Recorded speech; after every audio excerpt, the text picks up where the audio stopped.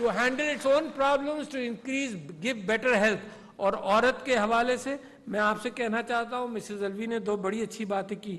ایک تو یہ کہ keep woman away from disease.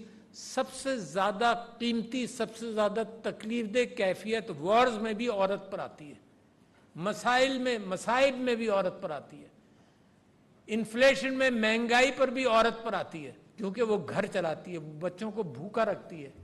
سب سے بڑا بوجھ دنیا کا عورت پر آتا ہے. تو لہذا عورت کو keep her away from disease, keep her healthy for a healthy nation. دوسرے, educate her and give her skills. not too much to ask for, give her skills and educate her. اور تیسرے یہ what she mentioned کہ اس کو معاشرے میں harassment سے تو prevent کرے نا. This is the society which has to do that. These are very simple things to ask for. And then finally اس کو financially بھی stable کریں. تو دیکھو یہ جو comprehensive کیفیت اگر breast cancer کی گاڑی بن گئی ہے تو اس گاڑی میں ساری چیزیں جائیں گی. ہیلتھ منسٹر صاحب نے یہ کہا کہ لیڈی ہیلتھ ورکرز کا ایک برڈن ہے. اور اس کے ساتھ ساتھ آپ کو ایک اور بات بتا دوں, ویری اسٹرینج, بڑا ڈسکشن ہوتا رہتا ہے ہر طرف کہ جی پاپولیشن بوم ہے. اچھا جی پاپولیشن بوم ہے, اشتہار میں کل پرسوں دیکھ رہا تھا کہ کہا جا رہا تھا کہ فیملی اپنی لمٹ کرو, کہا جا رہا تھا. میں بھی یہ سمجھتا تھا کہ یہی ایشو ہے. ایشو مجھے ہی یہ پتا چلا کہ 90 لاکھ پریگننسیز, عورتیں ذرا سا بات سنو میری بہنوں, 90 لاکھ پریگننسیز ان پاکستان ان اے ایئر. 90 لاکھ.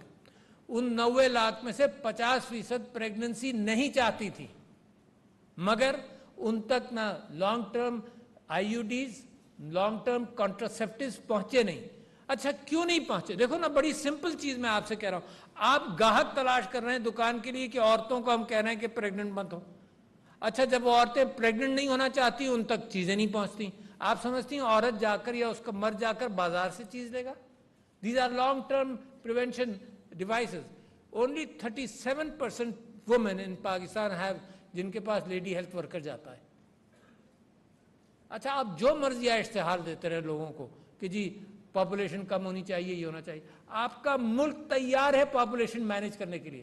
جو ڈیموگرافک ٹرانزیشن ہوتا ہے پاپولیشن کا, جس کے اندر ایک سٹیج معیشت کی ایسے آتی ہے کہ لوگ بچے کم پیدا کرتے ہیں اور پاپولیشن سٹیبلائز ہوتی ہے, ان کے اپنے بچوں کی تعلیم کی اور معیشت کی فکر کرتے ہیں, وہ سٹیج پاکستان میں آ چکا ہے.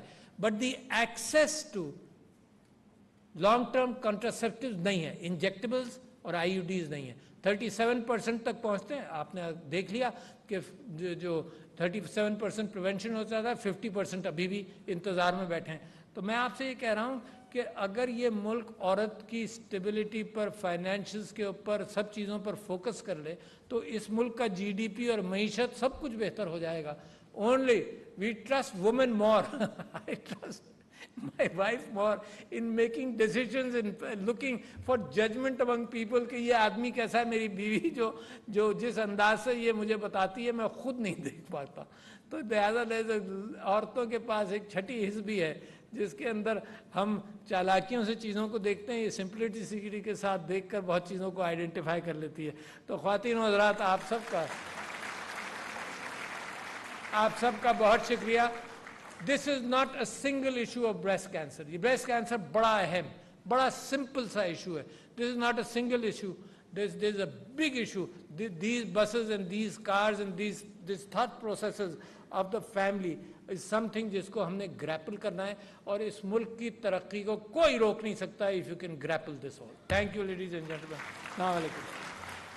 ناظرین صدر مملکت ڈاکٹر عارف